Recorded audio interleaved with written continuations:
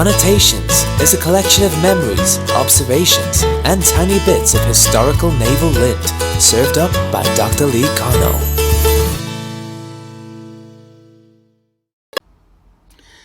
I know this isn't likely to be a final version, but if it is, I'll be extraordinarily happy because that would be good. Now, first thing you should be told is that I'm going to be doing this off the cuff. So there's not going to be any editing. As a matter of fact, I'll get rid of my glasses since I really don't need them. I'm not reading anything. And since there won't be any editing, you might hear, who knows? But hopefully you're also going to hear the story, because this will be the first of the, hopefully, many, as in a couple of hundred. And that'll only happen if you really like them. So somewhere along the line, if you feel like hitting the like button and also the subscribe, that would be just superb. And we'll leave it there. So the title of this, which you should already have seen, is The Cheerleader and the Oreo Cookie. And it should make no sense yet. But in about 12 minutes, I think it may. So, here we go. I'm in Rochelle High School. Well, not now, but then. And in this case, then would have been 1962, early in the year. And I'm the essentially head of the stage group from the student point of view. I am company leader or stage manager or company manager, or whatever they wanted to nail me with in any given time. But we had about 100 people in our high school, New Rochelle High School, out of some 3,000 students. So theater was a very big deal. Matter of fact, we brought in more money annually than the football team did. So there you go with that. Very popular group. I don't think I was popular, but the older I get, the more I hear from old folks from that 100 that I was popular. So I'll live with it. Anyway, I was also single. Most 17-year-olds are. I, however, had my father's proclivity for beautiful women. So I had already been dating some very, very lovely people at the high school, but was in between people at this particular occasion, and painting on a set for one of our shows. I believe it was Brigadoon, which we'll talk about separately. But anyway, I believe painting on the set back there was one Marion D. We're going to stick with first name, last initial, because I haven't asked for people's permissions, and in some cases, they're not around to offer it. The other person painting the background would have been our head artist and scenic design person, Eric A., also known as Ricky. And he was a master, just a master illustrator. And so he got the job of always heading up the set design and painting. So he and Marion D. were working on the painting, and I was standing kind of stage center down front. And I got to tell you, Marion D. was one of probably 6 of the most beautiful of the 3,000 students. We'll take half of them out because they were guys. And at that point, not only at that point, at this point, I wasn't thus oriented. So we'll cut them out and make it about 1,500. And certainly Marion would be right up there at the top of that league, along with several other young ladies who I had, at one point or another, conned into going out on dates with me. Can't imagine why, but they did. So I decided to ask Marion D., and at one point she had a time out from what she was doing. I went up and fluffed up my then very muscular chest. No, it wasn't, but I did anyway. And said, Marion, would you consider having dinner with me? And she almost got pale, but turned around and said, let me tell you something. And I thought, oh, this will not be good. And she said, Lee, nobody asks me out, ever. And I said, well, given the way you look, why would that be? And she said, well, first of all, I don't know if I'm that pretty. Yes, Marion, you were that pretty. And we'll have a picture of Marion D. in this final production of this episode. So you won't have to wonder if I'm telling the truth. Anyway, she said, well, I've been dating a college boy, and he wouldn't approve, and after all, he's in college, and you're a senior in high school. And I said, well, that's 1 year apart, you know, but I'd really love to have dinner with you. And she said, well, you know, truth is, since you're the only person who ever asked, yes, I'd like to have dinner with you.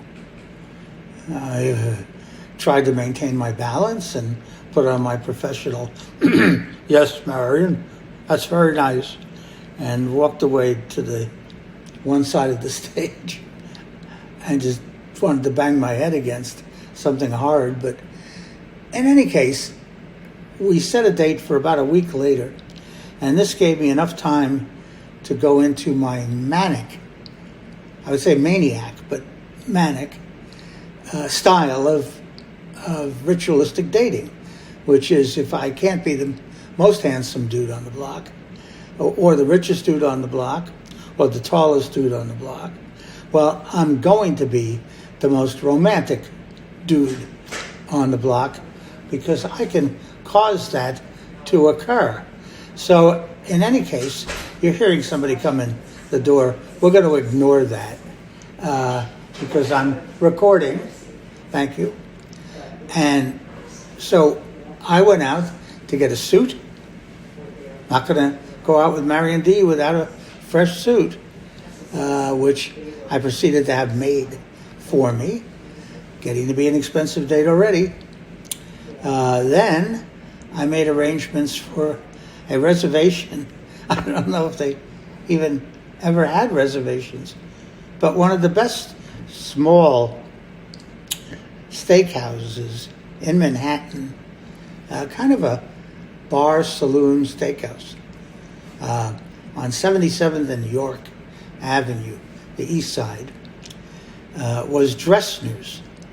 And I will have something out of the old web. I don't believe they exist at this stage, but I'll use the Wayback Machine and come up with something for you. And so I made a reservation. They were famous, by the way, at the time for Romanian tenderloin steak sandwiches, which was not a sandwich. It was a full-size, beautiful Romanian fillet. And I made res for that. And the next job was to get a vehicle. I had one, a little Corvair Corsair, but I wasn't going to use that. Just wasn't up to the level. So I went and begged from my father, who was courteous enough to allow me to take the brand new 1962 Impala, beautiful car, with the promise that I would return it in the same condition that it left in. And I explained to him the particular date. So I now had the most primary things lined up. It was a Saturday. It was winter. Now, winter in Manhattan, or for that matter, New Rochelle, is cold. It's cold, it's windy, it's winter. So I went and picked up the suit from the tailor. I saw no reason to try it on because I didn't have time, and went to get Marion from her house, which was not far from the junior high that both of us had attended a few years earlier. Picked her up. She had no idea where we were going and what we were going to do. So this was in my hands. Off to the city we went, which was, I think, for Marion, fairly impressive because not many of the New Rochelle boys were really city-oriented, even though it was 20 minutes from New Rochelle, at least in those days. So we drive to Manhattan. I park said car around near the restaurant in a spot that I know is not a problem area. And we proceed to quickly walk to the restaurant because it's cold. And here is where that incredible date started to literally unwrap itself. We get in the restaurant. I have a habit taught by my father, who he learned it from his Italian friends, who we'll hear much more about later on, that you always sit with your back to the wall facing the door in any restaurant. This allows you to know if bad guys are coming in to annihilate somebody in the restaurant. And it just was a habit. So I seated Marion with her back to the front door and mine where I could see the front door. We proceeded to order our sandwiches, steak sandwiches, and I'm sitting there, remember, cold winter. And suddenly I have a sensation of cold air on my thighs. Not in my eyes, on my thighs. And I'm sort of sitting there going, what's wrong with this picture? So over a few minutes, I managed to get one and then both hands down along my thighs, wherein I discovered the problem that was causing me to feel the cold air coming in from the front door at Cheerleader's Steakhouse. It's because the inseam, had almost totally opened from my very private place all the way down each leg. Not one leg, both legs. So at this point, I'm wearing culottes. Open culottes. And it doesn't feel like a really good thing at all.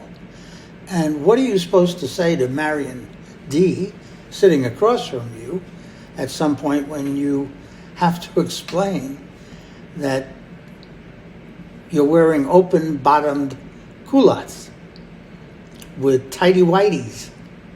It's worse.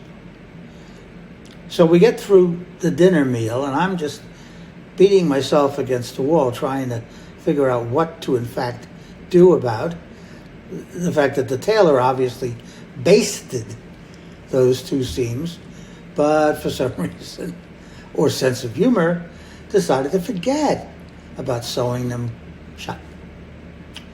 So finally I figured, okay, we're going to leave, so I'll take my jacket, my brand new suit jacket, take it off, put it around the front of me, and wrap the arms around the back of me, so that it almost looks like I'm wearing a kilt, and explain something stupid to Marion D, which the best I could come up with was, I just have such a hard time maintaining body temperature. I am constantly hot in the wrong way. So I've decided to not wear my jacket, and it just seems like the proper thing to do.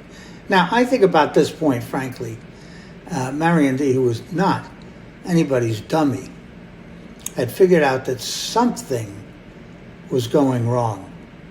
But oh boy, there was a whole lot more that was going to be going on shortly. So we leave the restaurant after having had our meal, and it was a delightful version of Dresner's meal. I mean, it was as good as ever, and Marion was quite impressed with it. and me for having known how to find this place. So we go out. My next stop was going to be to take her to Radio City Music Hall, which actually, in 1962, I'm at the New Rochelle High School. In 1965, by twists of fate, as we'll find out, I was doing lighting at Radio City Music Hall for the Rockettes. But certainly wasn't aware of that future at the moment. So we were going to go see the stage show and a movie. Those were the days when the Rockettes did 4 shows a day and 3 showings of the movie in between. So we come out of the restaurant and there's this second, this is not going well moment. Why? Because I don't know where I parked the car. I know it's not far, but I don't know where it is. So I say, Marion, before we head down to our next stop, let's just walk around the block. New York City, of course, everything is a block, so you can walk all the way around and return to where you started. I figured I might spot the car doing that. So we did, and we didn't spot the car, which made no sense to me because I was quite sure that I hadn't crossed any streets once we had parked the car. But then, suddenly, I see the car. Should be good news. Not good news. The car is moving. Well, not by itself. It's been hoisted up at about a 40-degree angle and is being dragged down York Avenue by a tow truck. Can't have that. So I get out in the street and I'm running in the winter with my culottes, with Marion behind me, where it becomes abundantly clear what has happened, until I catch up, thankfully, with the driver of said vehicle. And at that point, he rolls down his window and I said, excuse me, my girlfriend back there, my father's car, look at my pants, what am I to do? You please don't tow the car. And he looked at me and he said, I'm giving you your car back. You have bigger problems than my towing your car. He brought the car down. I got in, picked up Marion, and with a huge sigh of relief, still with the culottes and the jacket, but she was not saying anything. She was being gracious beyond any imagination. Off we go to Radio City Music Hall, where, by the way, I parked in a parking lot because I figured, A, I could remember it because I'm going to have a ticket, and B, it's not likely to be towed out of the parking lot. So we park in the parking lot around the corner from Radio City Music Hall, and we walk up to the front, and I get tickets because I have no idea that in 2.5 years I'm going to be working there. And in we go to watch the movie and to watch the show with me holding hands and trying to snuggle here and there, which did happen. And finally, the movie's over, stage show is over. Marion thought it was fantastic. We get in the car. That, by the way, is the sound of our border collie. I'm telling you, this is not edited material, but I think the border collie drinking water adds something to the moment. So we get back to New Rochelle, 20-minute drive. It's now maybe 11:45 or so. I take Marion to her front door, and she gives me a kiss. I mean, a kiss on the lips. Kiss. Real kiss. No iffy kiss. Real kiss. Kiss like she no longer remembered about the collegiate boyfriend, at least until tomorrow. I am like higher than a kite without. Didn't need anything. So I'm going to drive home. First stop, though, is almost always by ritual, was at the college diner in New Rochelle, across from Iona College, where some of my friends, colleagues, were 24 hours a day having eggs and home fries and chocolate shakes and stuff like that, and telling each other stories. And I'm sure I bragged about the date, but the culottes were still a problem. Anyway, back in the car, 5-minute drive, back to my home, my parents' home. Parked the car, so I had met Father's requirement. The house is dark. I go in through the kitchen door because, frankly, our kitchen door was how everybody came and went. I can hardly remember anybody coming to the front door, and if they did, it was usually Jehovah's Witnesses or something. So we didn't pay much attention to the front door. So I come in the kitchen door. It's dark. There is one light in the kitchen. And there is a black fellow. At the time we would have said Negro fellow, but what did we know? Black fellow. And he's got a glass of milk in one hand and an Oreo cookie in the other. Now, I know for many of you it would be a startling experience to come home and find anyone, black, white, or indifferent, at like now 1 o'clock in the morning in an essentially unlit kitchen having an Oreo. By the way, my Oreos, always considered them personal. But in my house, there were invariably strangers in the kitchen at 1 o'clock in the morning. And we'll find out why as time goes by. This particular stranger, however, was making something of a faux pas. I wouldn't say a fool of himself, because given his status, that's not what we can say. But he was certainly having a faux pas, because he was taking the Oreo, putting it whole in his mouth, and then taking a sip of milk and flushing it around and swallowing it. This is not how one properly eats an Oreo. And I said that to him.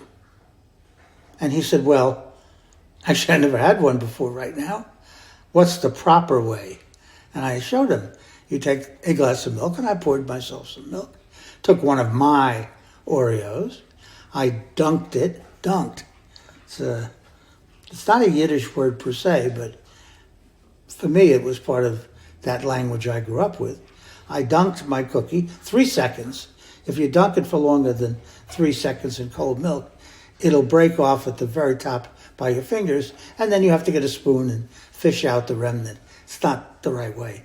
3 seconds, pull it out, pop it, and then finish with a slug of milk. Then he tried it, and he got it right. At which point, it's time for me to go to bed. I've had a day and a half. He hasn't said anything about the culottes, thank goodness, because it was dark. He wasn't going to actually see them. So I trundled off to bed. Oh, we shook hands, and he thanked me for that, and the cookie, I mean. And I trundled off to bed. Next morning, I'm sitting at breakfast. My mom diligently would make breakfast most mornings for me, which was typically Rice Krispies with some banana in it, and a note that she would put along the side with a story from the newspaper about the evils of marijuana or something. There was always some morality play that I had to be greeted with in the morning. Now, mind you, I had had breakfast 6 or 7 hours earlier, but that's not the point. Mom puts out the Rice Krispies. You eat them. In comes Mom from back in the hall. Tiny house. My parents' house was a 2-bedroom, 1.5 bath, very nondescript home, particularly for the family living in it. So my mom comes out and says, did you see your dad leave last night? My dad leaving on a Saturday night, or Sunday morning in this case, at 2 o'clock in the morning or so would not be abnormal. Oh, it'd be abnormal probably for you, but very little was abnormal in our house except the people. So I said, no, I didn't see Dad. Just the black fellow in the kitchen. She said, the black fellow. I said, yes. She said, did you recognize the black fellow? I said, no. I recognized that he wasn't handling an Oreo cookie properly, but no. She said, that was Dr. Martin Luther King Jr. And I went, oh. So, sort of, it's not a moral of the story. And we'll find out what my dad and Dr. King were doing together on a Saturday night at 2 o'clock in the morning. And that's a whole really interesting story. It involves one of my uncles and 18-wheelers and, oh yeah, good story. That'll be coming up. But for me, I had missed one of those great opportunities of all times. But I didn't miss Marion D. I didn't miss the kiss. I didn't miss the Oreo. And I was thrilled to hear that I had had a personal interaction with Dr. Martin Luther King Jr. That's the story. It's my story.